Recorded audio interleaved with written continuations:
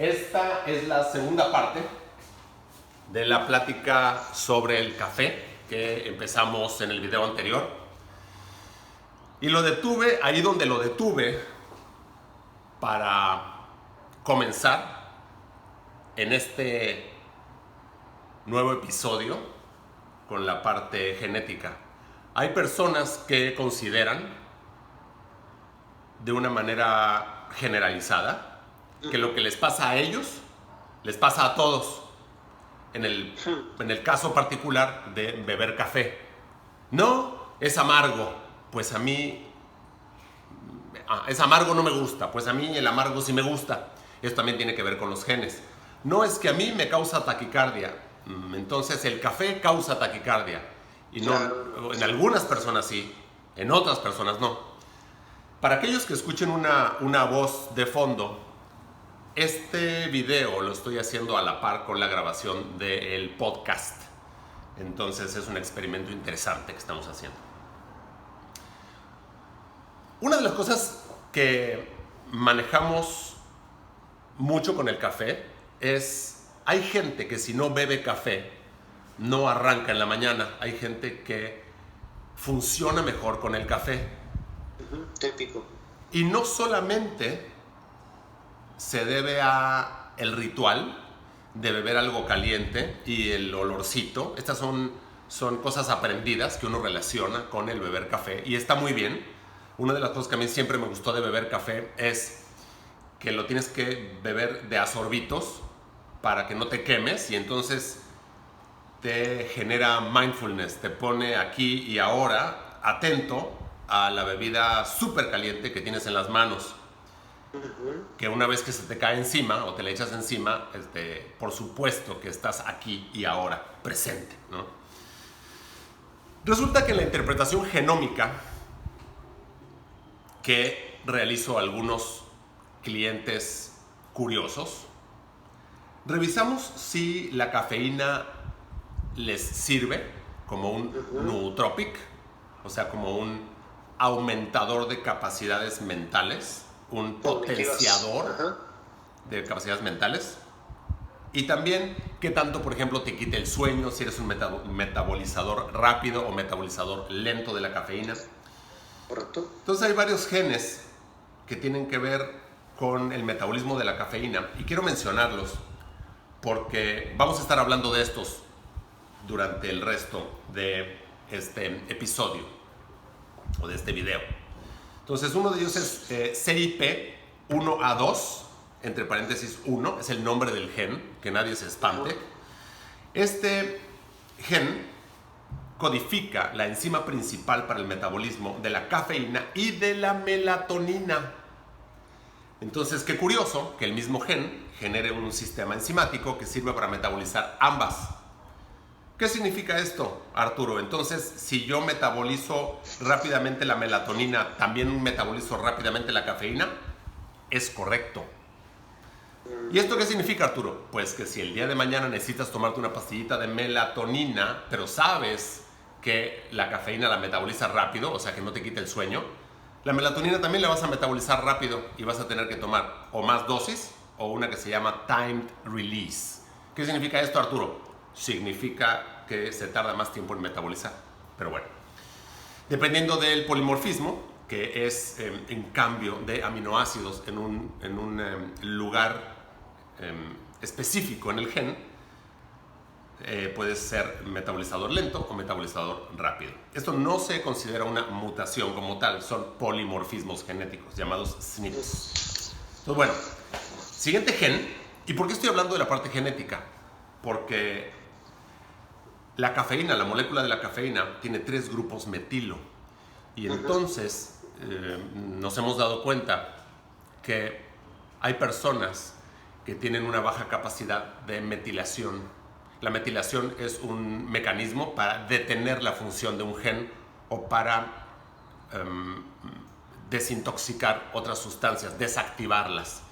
Entonces, habemos personas que tenemos una disminución de los genes relacionados con la metilación y nos beneficiamos de sustancias naturales, inclusive alimentos, que tienen la característica de donar grupos metilo. Entonces, gente que está, gente que está undermethylated y que toma suplementos, como yo e integrantes de mi familia, también nos beneficia. Exactamente, ese es uno, por ejemplo. Nos beneficiamos mucho de beber café, porque el café libera 3 grupos metilo como primer paso de su metabolización, lo cual se me hace espectacular.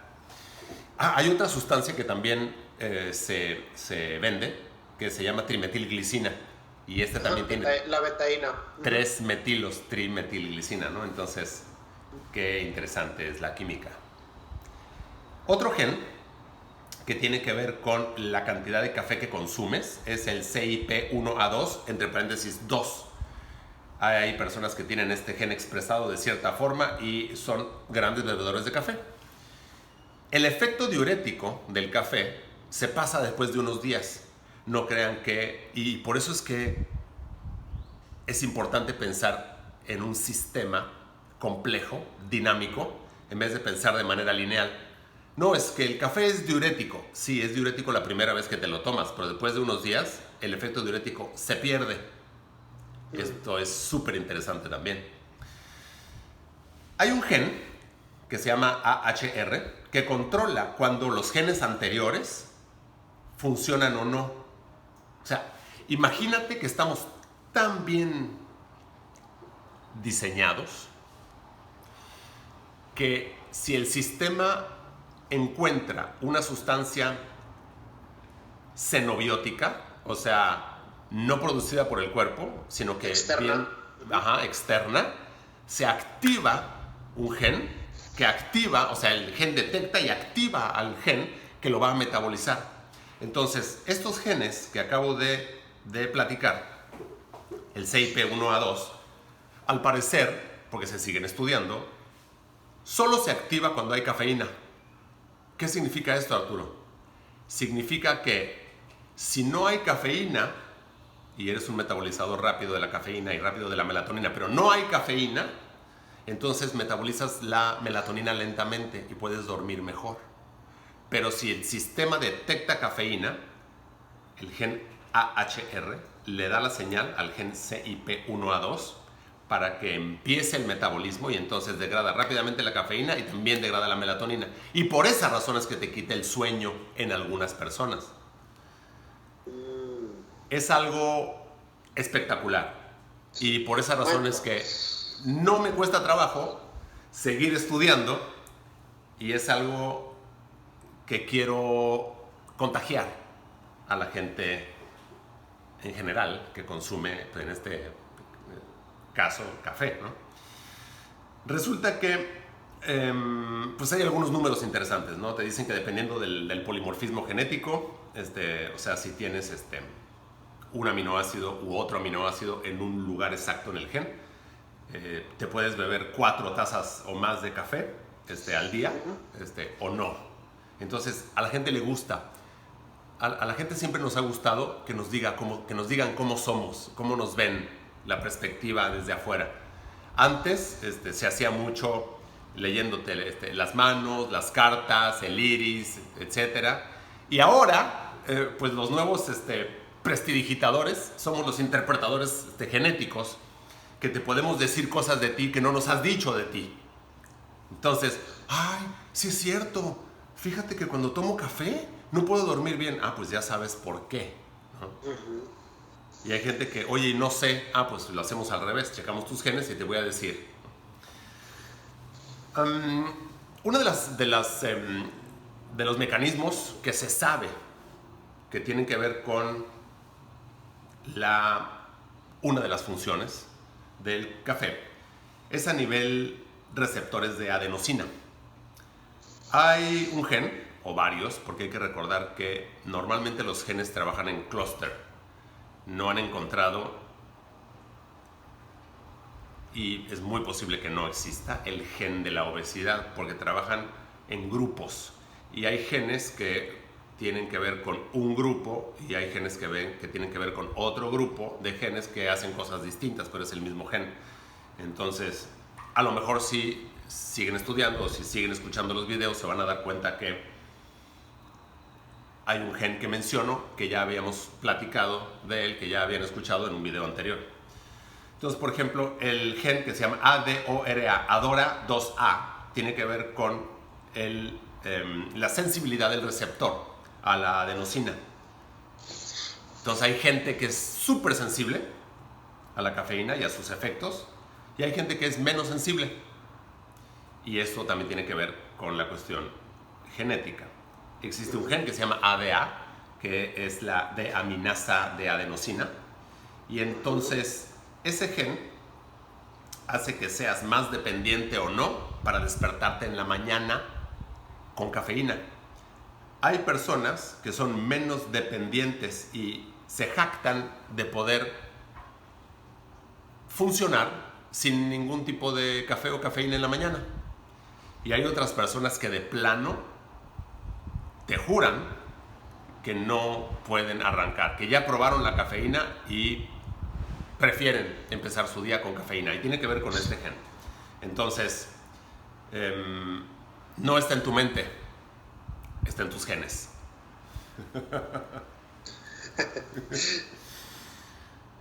Esta información genética se puede seguir comentando porque tiene que ver con la farmacología y con la bioquímica de la cafeína. Quiero leer toda esta información. Se ha obtenido de varios libros y artículos sobre los temas, y uno de ellos es PubChem, donde de todos los compuestos conocidos hay un libro, y más de compuestos tan comunes, útiles e inclusive me atrevo a decir necesarios como la cafeína. Entonces, en el capítulo 9 voy a platicar un poco del capítulo 9 del folleto, que es como un libro sobre la cafeína. Entonces, dice que la cafeína estimula el sistema nervioso central, que aumenta tu grado de alerta y que a veces causa agitación e inclusive puede generar esta sensación de tener mucha energía, ¿no? Ajá. Relaja el músculo liso, recordando que hay dos tipos de músculo en el cuerpo, el músculo liso y el músculo estriado. El músculo estriado es aquel que sí podemos controlar de manera voluntaria, como por ejemplo abrir y cerrar una mano, ponernos de pie, etc. Y el músculo liso es el que no controlamos de manera voluntaria, como por ejemplo el intestino. El corazón, así como un pequeño desvío, tiene de los dos tipos de fibras musculares, estriado y liso. Por eso es que hay personas que pueden controlarlo de manera voluntaria, la frecuencia cardíaca, etc. Y de hecho todos tenemos esta potencialidad. Pero bueno, cerramos el paréntesis, me regreso. Entonces tiene que ver con la contracción del músculo cardíaco, y también se sabe que mejora la entrega atlética, o sea, el performance.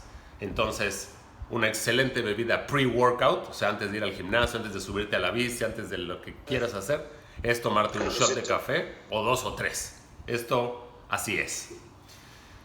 En el caso de la farmacología, se combina o se ha combinado con otros productos como analgésicos o alcaloides de ergot, que es un hongo que produce LSD en el centeno, ¿no? Y entonces sirve para disminuir o quitar la migraña y otros tipos de dolores de cabeza, porque en el cerebro es vasoconstrictor, pero en el cuerpo, o sea, fuera de la barrera hematoencefálica, la cafeína es un vasodilatador. Entonces, bueno, ¿qué es la cafeína? Es un químico, y es un químico que se conoce como un alcaloide, y es una metilxantina de un alcaloide, y como lo platiqué en el video anterior, parte 1, se encuentra en algunas semillas, nueces e inclusive hojas de muchas plantas nativas de Sudamérica y el este de Asia, está estructuralmente relacionado con la adenosina y lo que hace es que actúa primordialmente como un antagonista del receptor de adenosina, o sea, ocupa el lugar de la adenosina y conforme uno va avanzando en el día, si uno es metabolizador lento, estos receptores tienen cafeína en vez de tener adenosina y cuando finalmente se metabolizan, la adenosina satura estos receptores de adenosina y entonces te da muchísimo sueño y es como si te desconectaran. Y eso me pasa a mí después de tomar un litro y medio de café al día. Llega un momento en la noche donde ya el sueño es maravillosamente fácil de obtener. Por eso es que vemos personas que dormimos mejor tomando café durante el día. Pero en mi caso particular, puedo levantarme temprano, subirme a la bicicleta y recorrer 16 kilómetros, por decir algo, de brecha, sin sentir que necesito la cafeína. Hay personas que no, hay personas que sin un estímulo previo, una sesión de spinning, bicicleta, ejercicio o simplemente funcionar, les es imposible. Entonces, me regreso. Estructuralmente se relaciona a la adenosina y se dice que debido a que es un antagonista de receptor de adenosina, es un psicotrópico, o sea, tiene actividad a nivel neurológica y también tiene actividades antiinflamatorias. Después de ingerir la cafeína se adhiere, se acompleja, se pega a los receptores de adenosina en el sistema nervioso central, no únicamente en el cerebro, en el sistema nervioso central. Y bueno, la cafeína es soluble en agua. Entonces, bueno, desde ahí empieza la obstaculización para que la adenosina no llegue a estos receptores. Entonces te sientes perfectamente despierto, como yo ahora. Esto inhibe la regulación de la actividad del sistema nervioso central y entonces estimula la actividad medular, vasovagal, vasomotor y respiratoria.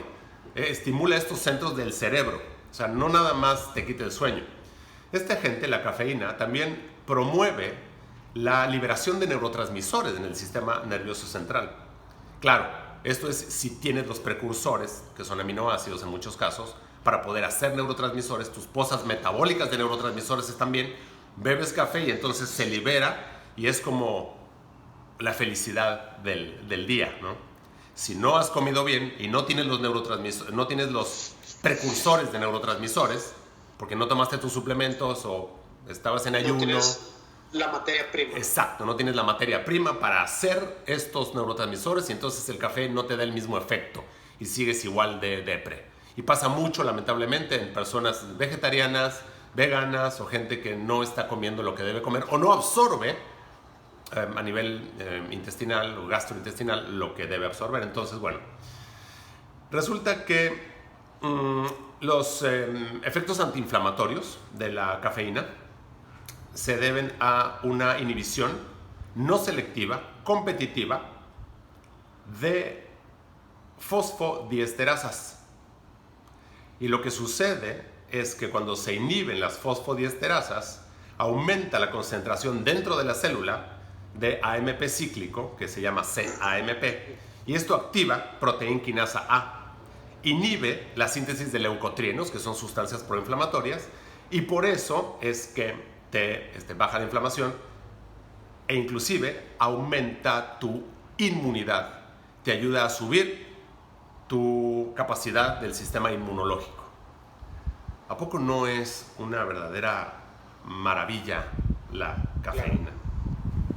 Fíjate que estaba leyendo hace rato también información sobre la solubilidad de la cafeína y 1 gramo de cafeína, si no recuerdo mal, se disuelve en agua al tiempo, como necesitas como 80 mililitros de agua al tiempo para disolver 1 gramo de cafeína. Pero mientras vas calentando el agua, la solubilidad es mayor. Entonces, si el agua está a 80 grados centígrados, necesitas solamente cerca de 5 mililitros de agua para disolver 1 gramo de cafeína.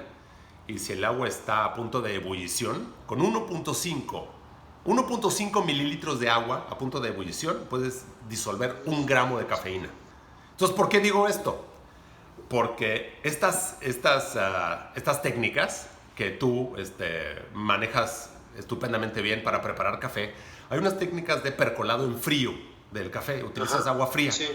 Pues es importante entender de que necesitas muchísima agua para disolver la cafeína presente en el grano molido cuando el agua está fría o al tiempo. Entonces, que si estuviera caliente. Por eso es que es posible... Le llaman el cold brew. El cold brew, exactamente. Por eso es que es posible que una gran taza de café hecho en cold brew, no de que lo hagas caliente y lo enfríes con hielos y lo licúes como luego lo hago yo un frappé, sino que el cold brew, tienes que tomarte una buena taza de cold brew para tener la misma cafeína que tiene un expreso, ¿no? Entonces, bueno. Dice aquí, hay muchísima información sobre los antagonistas de receptores purinérgicos, inhibidores de fosfodiesterasa y estimulantes del sistema nervioso central. Pero quiero también comentar que la cafeína es parte del arsenal de defensa química que tienen las plantas en contra de infecciones por hongos e inclusive bacterias. Entonces, sí es tóxica en ciertas concentraciones. No hay datos fáciles de encontrar sobre alguien que haya fallecido por cafeína. Sin embargo, se menciona en la American Society of Health System Pharmacists en el 2013 que sí hubo un pacientito de 5 años de edad, un niño, que tomó 3 gramos de cafeína y murió. Muchísimo cuidado con la cafeaspirina o con medicamentos o fármacos que haya en casa que tengan cafeína si tenemos niños pequeños. 3 gramos es muchísima cafeína. Son varios litros de café, o por lo menos ¿tú qué dirías? Como... Lo que yo quiero tratar de entender es cómo pudo haber él consumido 3 gramos, en qué presentación. A mí me aterra pensar en esa posibilidad. Sin embargo, en adultos se han hecho también pruebas, pues porque sirve para que la gente, dolores de cabeza, migrañas, etc. 57 miligramos por kilogramo dosis intravenosa, repito, 57 miligramos por kilogramos de peso, dosis intravenosa, es fatal para los seres humanos. Y en dosis orales, hay personas que aguantan más y personas que aguantan menos, pero con 18 gramos de cafeína vía oral puede inducir la muerte. Entonces, es una de esas sustancias que son un veneno, sería como inclusive un antibiótico, ¿no? Un antimicótico para las plantas, pero en pequeñas dosis genera unos efectos espectaculares y esto se llama efecto hormético. De hecho, por ahí tengo un video que también platico del efecto hormético. Se utiliza también la cafeína se disuelve en alcohol y por eso es que se hace común encontrar productos que tienen esta combinación de cafeína y alcohol y se elimina también a través de la orina. Los metabolitos más importantes se encuentran ahí y se absorben a través de los túbulos renales. O sea, si te tomas un café, la siguiente vez que vas al baño a orinar, en la micción hay cerca de 2% de cafeína, porque el otro 98% de la cafeína se ha absorbido a través de los túbulos renales de los riñones. cuando hay mala función renal, ni siquiera ya la cafeína te sirve. Y por eso es que han hecho estudios a través de cafeína intravenosa. Yo quiero interrumpirte aquí, Arturo, porque fíjate que hay que hablar de estas cosas, no son tabús. Pero cuando yo tomo mi taza de café y voy a orinar media hora después, el olor de la orina es bastante intenso y huele incluso un poco a café. Ajá. No sé si tú lo has notado. Por supuesto. De hecho, Continúa.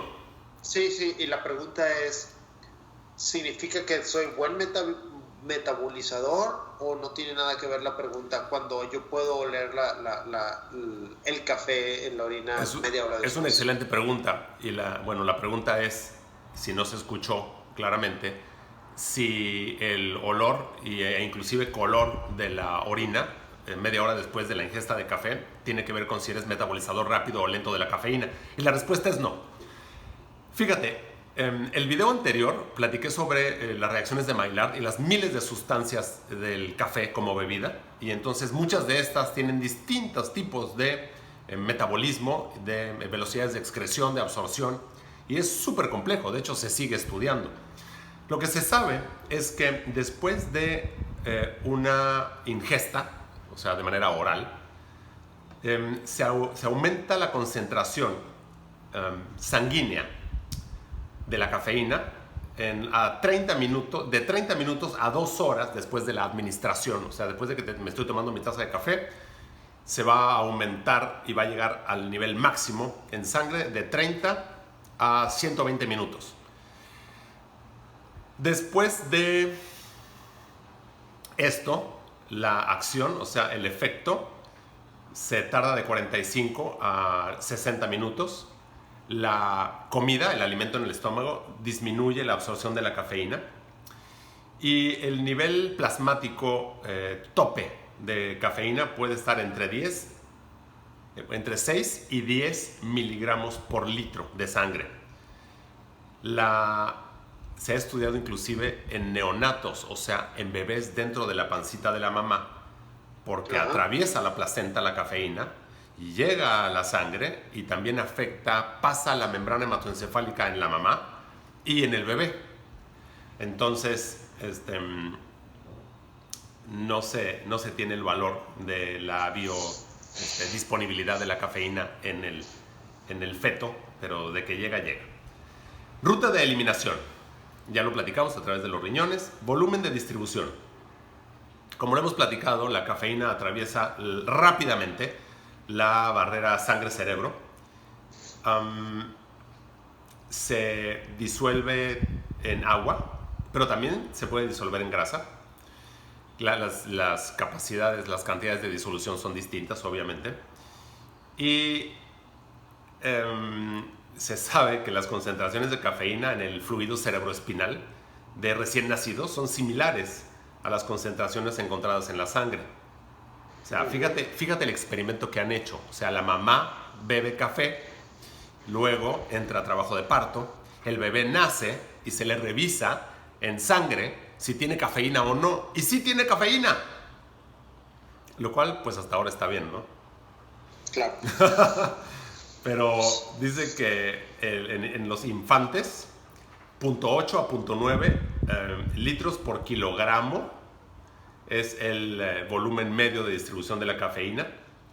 Y para los adultos es 0.6 litros por kilogramo de la población adulta. Bueno, no son litros, es el volumen medio de distribución.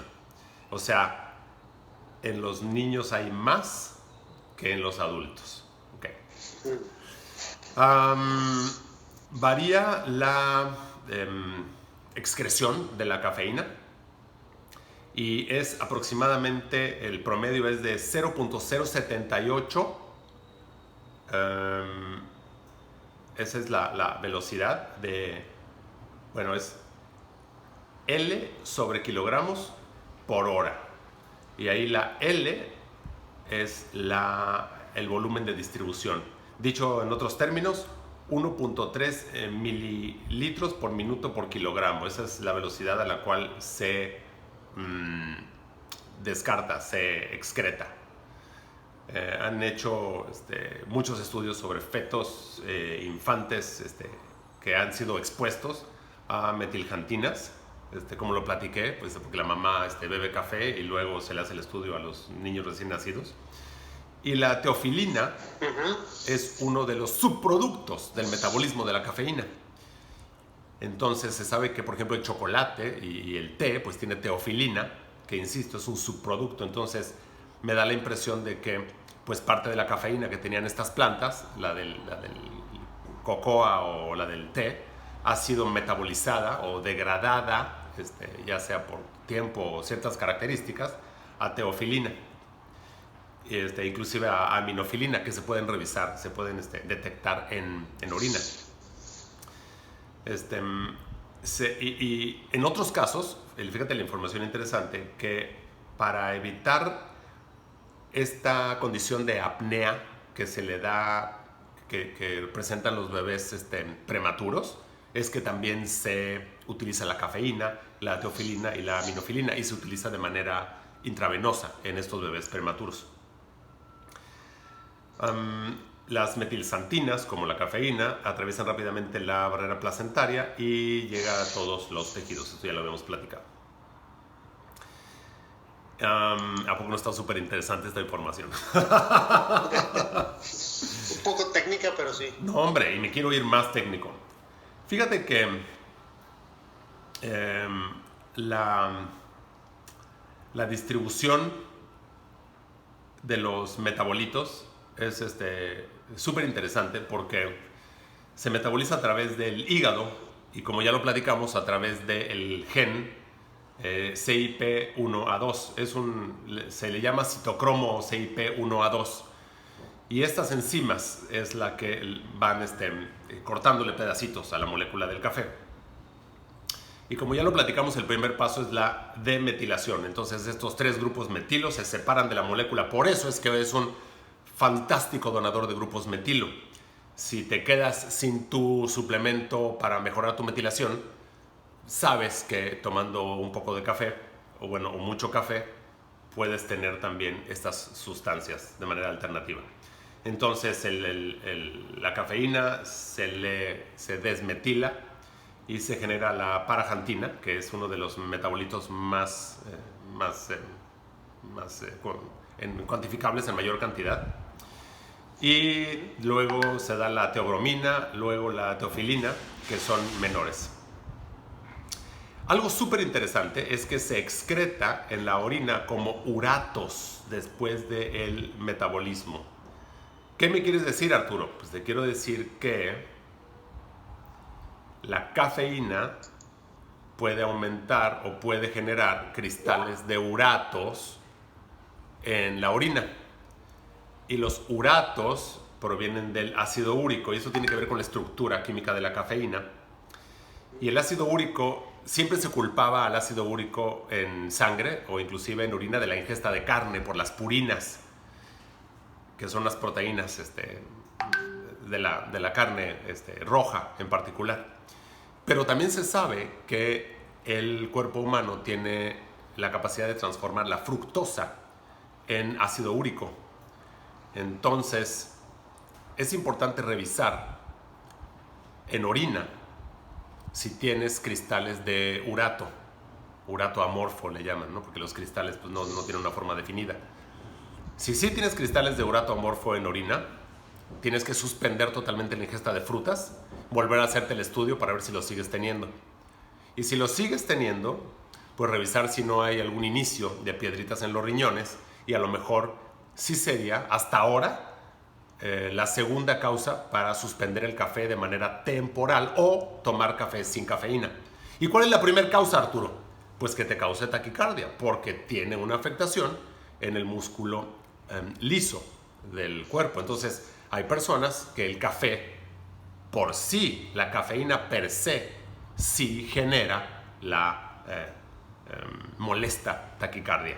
En estas personas o beben menos cafeína O beben menos café o toman un café descafeinado. Hay muchísima información adicional, pero creo que hasta ahora podemos detener la parte 2 del video.